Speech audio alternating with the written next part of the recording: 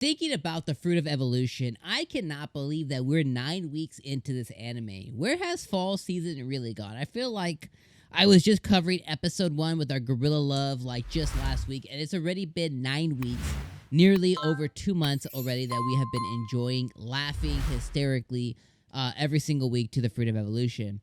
Now, this week's episode, guys, was all focused. Well, I don't want to say all focused, but it was focused around the black cat, 𝐒𝐻𝐚𝐧𝐬𝐭. Which is, I think we can all agree, a precious, precious little girl. She's 8 years old. She's a black cat. She's an assassin. She's called the Twilight Assassin, apparently. And it seems that she's doing this. So it's probably two things. We're gonna find out next week for sure. But she's probably doing what she's doing, the assassinations, for two reasons. One is the enslavement. She has like some kind of an enslavement curse or chant or collar or bracelet or something. But essentially, she's enslaved. So she's doing the bidding of somebody because of her enslavement. Second, she's probably doing her assassinations because of some other reason. Maybe it's family, maybe it's a mother, a father, a sister, a brother, a grandpappy. I don't know. But she's probably doing it not out of her own will. Or she was trained to do this, and because of her enslavement, she's not able to use her abilities freely, but instead she's bound to the asshole king and kingdom that sent her to come and assassinate the king, which we like. He's best boy. But again, like I said, I think we can all agree that she is very precious. Now, as Seichi's repertoire of his, of ladies and his harem that he's having, I do hope that 𝐒𝐻𝐚𝐧𝐬𝐭 ends up joining that, but not in the romantic sense, because she's 8. I just want to stress she's 8. Normally, like, our boy Seichi, he's probably like a second year in high school. Well, I think he's like a first year in high school. So he's probably between the age of 15 to 17. I don't quite remember if they ever covered it. If they did, correct me in the comments. But he's around the age of 15 to 17 years old. If this girl was, I don't know, 13, 14, okay, cool. If our boy Seichi's 15 and she's 12, but it's a little more acceptable.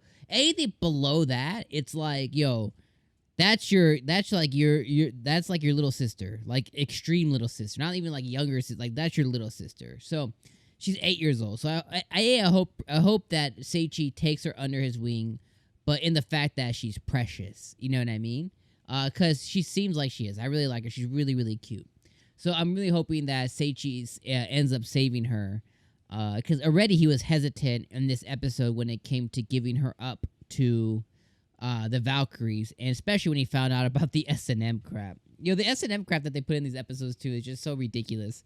That one of the girls learned the S&M by the other head lady, queen lady girl, or whatever the heck she is, from the Adventurers Guild, which is just absolutely insane. But regardless, she's precious. I think we can all agree on that. And I really hope that Seichi ends up saving her. And she ends up kind of joining the mix. And joining the people who is following Seichi. Because I think that she deserves it. Whatever the hell she's had going on, I think she definitely deserves to be taken care of. And I think Seichi can do that. And she definitely has her slew of mother figures, that she could pick from. Valkyrie, Saria, Aru, Arturia, Leiluni, you know what I mean? Like, except Leiluni, she's a little bit of an ass, but otherwise it's all good. So I hope that's what ends up happening. Now the rest of the episode was focused around, the king and the king being poisoned. And obviously Seichi was able to undo the poisoning by finally creating his own music. He was finally able to creating his own magic. He created music, the beautiful music with the sounds of his beautiful magic, with the get better, get better, get better, which I thought was a really funny scene that he actually let that out. He was thinking it so hard in his head. He was like, get better. And then the world was like, ooh, creation, get better. And he gave him eternal health, which I thought was like, yo, that's cool. Our boy the king will live forever. But he was able to undo that. He was able to get the high praise of the king. He was able to get the whatever he wanted from the king. He learned of the king's plans that he wants to create onsens, or create baths around the whole entire world for people to enjoy, because he wants to break down the barrier of humans and demons and different races and kinds. He thinks that, when you're in a bath, doesn't matter if you're a demon or a human, you can just be there and enjoy the bath. And he wants to break down those barriers. He's definitely a proponent for wanting to break down those barriers. So I think that that's really cool. The rest of the episode, is focused again, is really focused on the king. We get a snapshot of Seichi's classmates, that they're having a rough time at the academy because they've been showing off. A slew of them have been showing off. And obviously all the other kids hate them. We got to find out that the head commander guy, the head knight guy, was very much against it because he found out that the king's trying to use them to basically, get his reputation up. And then he finds out that, they use the enslavement bans or whatever the hell they are on these kids too. And then somebody tries to assassinate the shithead king. Somebody has tried to assassinate him, which good. I'm glad they weren't. I know I'm actually unhappy they weren't successful, but regardless, they try to do that for the king. And that's pretty much where we end off on the episode. I think this is another really good episode. We are getting introduced to characters, lightning quick. Like, you know what I mean? Like we got Saria. Saria was the one that took the longest. We got Saria, then we immediately got Arteria, then we got Leiluni, then we got I don't know what her name is. What the hell's her name? No, I'm effing up her name. The Valkyrie, whatever. You guys know. You can tell me in the comments. Be like, yo, I can't believe I forgot her name down. We got the Valkyrie, and then immediately right after the Valkyrie, we get the Oliga. We get the Black Cat. You know what I mean? So it's like, yo, that's quick. That's quick. And then you have to remember, we still have the purple hair girl, which is his friend from high school. So it's like we're gonna get all these characters, and then the show's just gonna end at like episode 12 or 13 or whatever.